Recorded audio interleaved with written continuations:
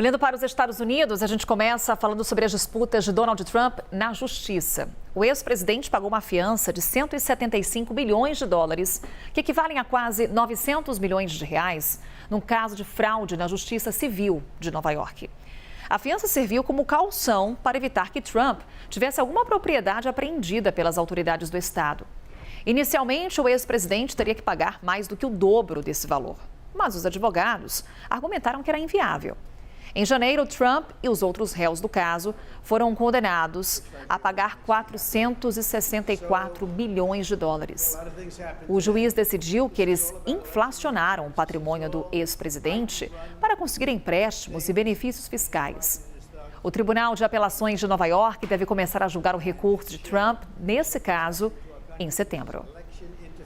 E apesar de Trump e Biden já terem garantido matematicamente suas candidaturas, os eleitores de 4 estados vão às urnas hoje nas primárias presidenciais. Os olhos das duas campanhas estarão atentos principalmente à disputa no estado pêndulo de Wisconsin. Trump viaja hoje à tarde para participar do seu primeiro comício por lá. Wisconsin é considerado um dos 7 estados que podem decidir as eleições de novembro. O ex-presidente venceu Hillary Clinton por lá em 2016. Mas perdeu para Biden em 2020. Apesar de não ter eventos de campanha hoje, Biden também deve acompanhar de perto essa disputa.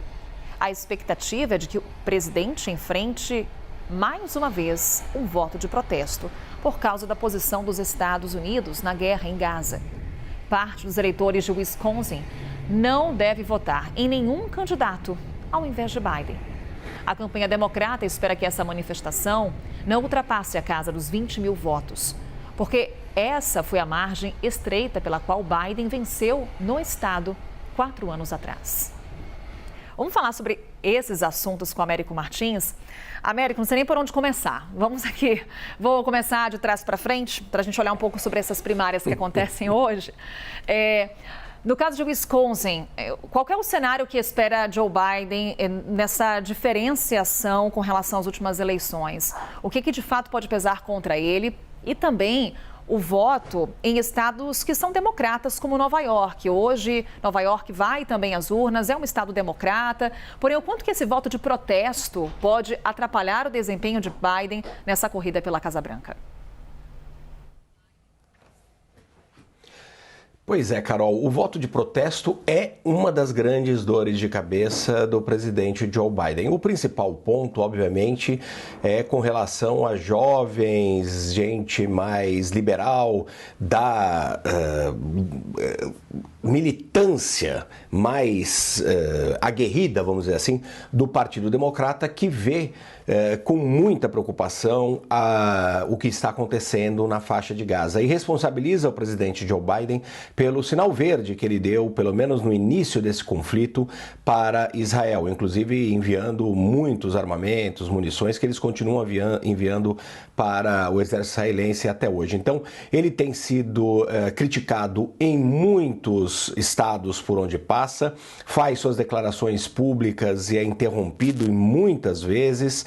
Então, ele tem sofrido muitas reclamações com relação especificamente a isso, mas ele também tem alguns outros problemas. Os americanos, em muitos lugares, têm várias desconfianças sobre a aplicação das leis de imigração contra imigrantes ilegais nos Estados Unidos. Eles também têm reclamações econômicas.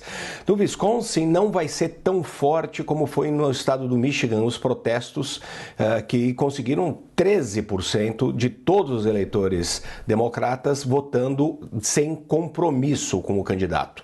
Ali no estado do Michigan existe uma comunidade árabe muito grande, que não é o caso do Wisconsin, mas mesmo assim é possível que ele sofra também com esse voto de protesto, o que é um grande problema, porque como você levantou, Carol, ele venceu as eleições ali, revertendo a vitória que o Trump tinha tido sobre a Hillary Clinton em 2016, ele venceu por apenas 20 mil votos. Então o presidente Joe Biden está muito preocupado aí com a possibilidade de perder qualquer voto nesses 6 ou 7 estados pêndulos. Os outros 3 estados que vão ter hoje suas primárias são Connecticut, Nova York e Rhode Island. Nesses, os democratas têm uma sólida maioria e certamente vão vencer as eleições. Então, vou aproveitar e falar sobre o outro assunto que a gente trouxe aqui em destaque, Américo, que foi esse pagamento de fiança de Donald Trump num caso que ele responde na justiça. Mas aí é um caso da esfera civil. É o menor dos problemas de Donald Trump, certo? É o menor dos problemas políticos do Donald Trump, mas é um grande problema, obviamente, patrimonial para os negócios dele, especialmente se ele for condenado. Já teve que pagar essa fortuna, que foi diminuída, como você lembrou, mas mesmo assim são 175 milhões de dólares.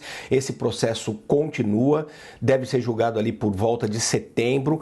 Qualquer condenação, de fato, do ex-presidente Donald Trump vai ser uma dor de cabeça para ele. Essa é uma dor de cabeça política menor, mas quando você coloca no contexto, ele está respondendo a 4 processos diferentes, dezenas de acusações, inclusive com relação à tentativa de golpe de Estado no dia 6 de janeiro de 2021, tentar manipular resultados, isso complica muito a situação dele. Várias pesquisas nos Estados Unidos mostram que os eleitores pensariam 2 vezes antes de votar nele, mesmo aqueles que são republicanos, caso ele seja condenado.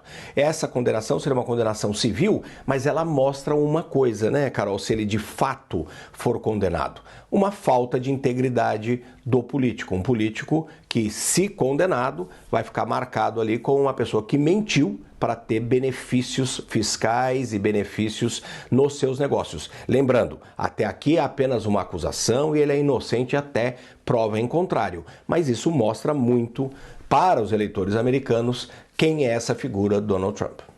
Há muitos julgamentos para acontecer nos Estados Unidos envolvendo o nome de Donald Trump. Américo Martins, obrigada. Até já.